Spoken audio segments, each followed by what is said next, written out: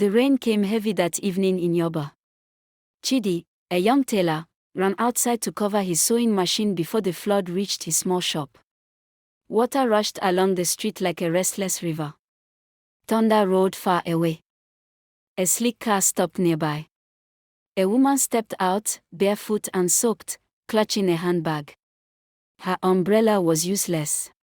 She rushed under Chidi's zinc roof, shivering slightly. Chidi offered her a chair. She sat quietly, watching rain drip from her hair. He handed her an old towel. "Thank you," she said softly.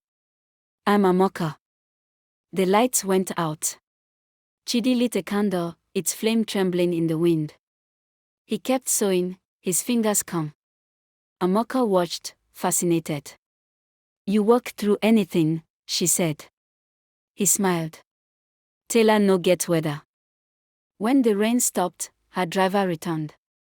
She stood up, thanked him again, and left a card on his table. "Come see me," she said before stepping into the car. Later that night, Chidi stared at the card. It read, "Amoka Okafor, House of Amoka Couture." He smiled faintly. "Rich woman like that? She go even remember me." His friends laughed when he told them. "You won't go VI like this? You know they fear." He shrugged. "I go try. Rain no fit fall twice for nothing." Days later, Chidi stood at the front desk of a tall building. Everyone stared at his old shirt and slippers. Then Amoka walked out of her office, surprised but happy. "You came," she said. She gave him a chance to sew. He worked quietly, measuring, cutting, and stitching. When he finished, the piece was perfect. Amoka smiled. "You're hired." Chidi joined her team. He spoke little but worked hard. The other workers whispered, "Madam likes this tailor too much." He pretended not to hear. One evening, they stayed back to finish a dress. The power went off again. They used their phone flashlights and laughed through the heat. For the first time, Amoka felt free. After work, Amoka followed Chidi to a roadside suyo spot. No security, no cameras. Just laughter and peppered meat.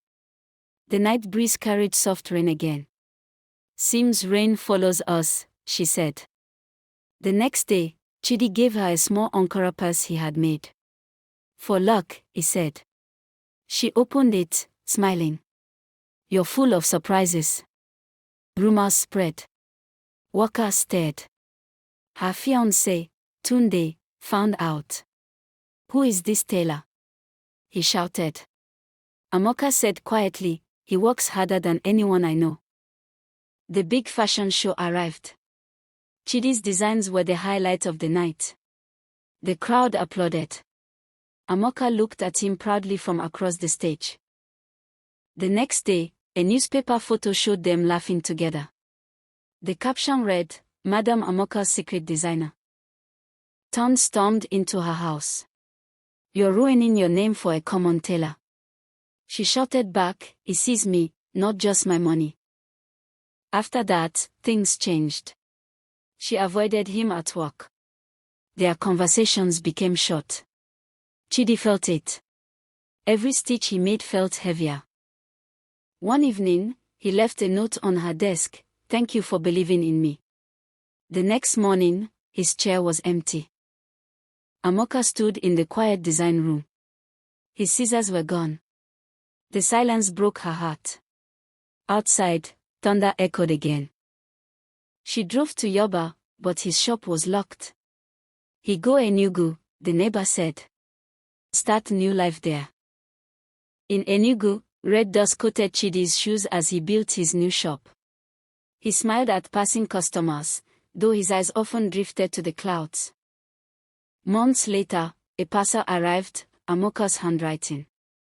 Inside, a fine cloth and a note, "My next show carries your name. Please come." Chidi traveled overnight to Lagos. The fashion show lights dazzled him. When his design came on stage, the crowd gasped. Amoka smiled proudly. After the show, they met backstage. She walked toward him slowly. Tears filled her eyes. He whispered, "You kept your promise." She nodded, "I had to." They walked outside together. Light rain fell. He took off his jacket and covered her shoulders. "Still saving me from rain," she said. "Always," he replied. 2 days later, Chidi received a call. Amoka's car had crashed on her way to Abuja. He froze, heart pounding. He found her in a hospital bed, weak and pale. Machines beeped. He held her hand, whispering, "You'll be fine. I'm here." One morning, she opened her eyes slowly. He was asleep beside her, still holding her hand. "You came," she whispered. He smiled through tears. "Always." Months later, a new sign hung above a shop, "House of Amoka and Chidi, Couture for the Soul." Rain began to fall outside. They stood together under the downpour, smiling. "The rain brought us once," she said. "And it'll keep us forever," he replied.